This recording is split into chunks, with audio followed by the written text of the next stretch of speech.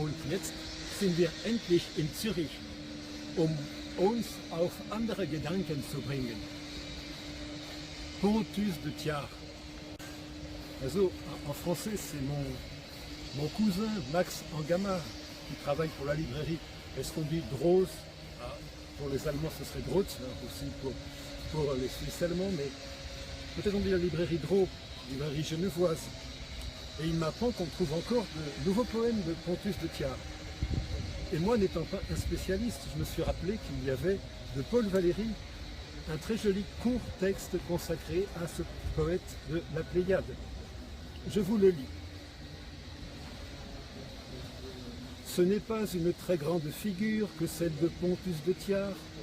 Son nom ne fait penser qu'à la Pléiade, constellation dont il emprunte un peu de la lumière qui lui permet de cheminer jusqu'à nous. Belle introduction, hein? Belle introduction, oui, mais alors la ville est aussi belle, riche, qu'énergique et bruyante. Hein. Oui, il vaut mieux se mettre à la terrasse d'un café, boire un chocolat, là où il y aura moins de bruit, et lire la suite, d'accord? Allons-y. Mais si l'attention érudite se concentre et s'attarde sur ce compagnon de Ronsard et de Dubellay, elle discerne dans Thiard presque tous les nobles éléments dont les grands hommes de son époque étaient composés. On sait qu'ils étaient armés de tous les dons et leurs âmes enflammées de toutes les concupiscences. De Léonard à Francis Bacon, un siècle est particulièrement riche en intelligences universelles, la curiosité de sentir, la volupté de connaître, la passion de produire.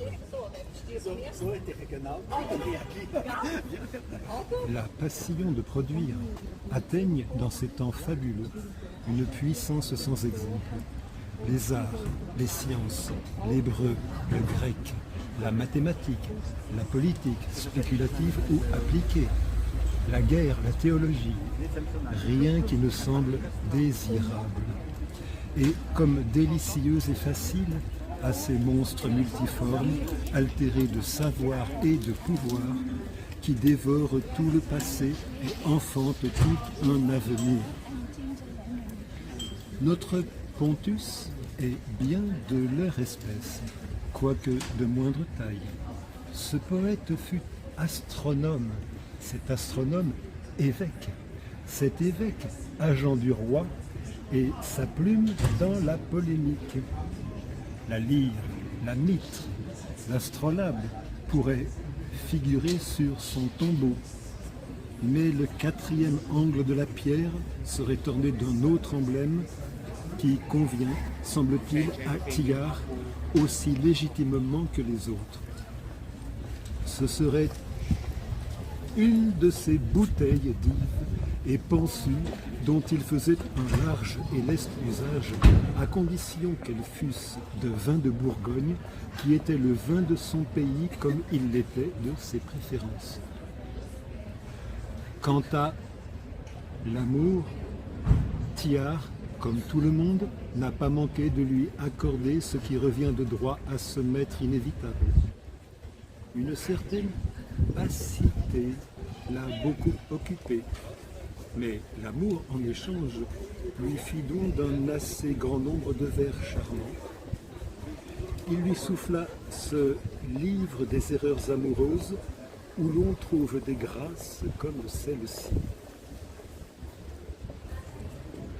Ô calme nuit qui doucement compose en ma faveur l'ombre mieux animée, conque Morphée en sa salle enfumée, peigné du rien de ses métamorphoses.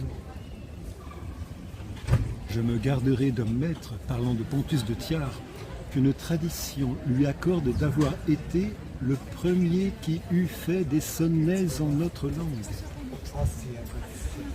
Il y a doute sur ce mérite de notre évêque, mais rien que ce doute est glorieux, car le sonnet est une forme si heureusement inventée, elle dont Michel-Ange ni Shakespeare n'ont craint la brièveté ni la rigueur.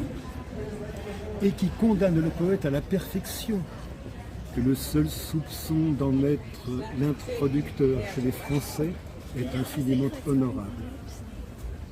Thillard avait un faible pour l'inversion, qu'il employait un peu trop forte et trop fréquente, mais elle est à la poésie une liberté significative et utile, car elle tourmente noblement le cours naturel et plat de l'expression. L'inversion tourmente noblement le cours naturel et plat de l'expression. Ce que devraient faire toutes les contraintes de l'écriture versifiée. Profitant pour disparaître d'une éclipse totale du soleil, Thillard mourut en 1605, âgé, mais non accablé, de 84 révolutions de cet astre, ayant loyalement servi, sans trop les confondre, Apollon, Vénus, Uranie, Henri III, Bacchus et l'Église. Un bon chocolat, non pas viennois mais zurichois. Zum Wohl.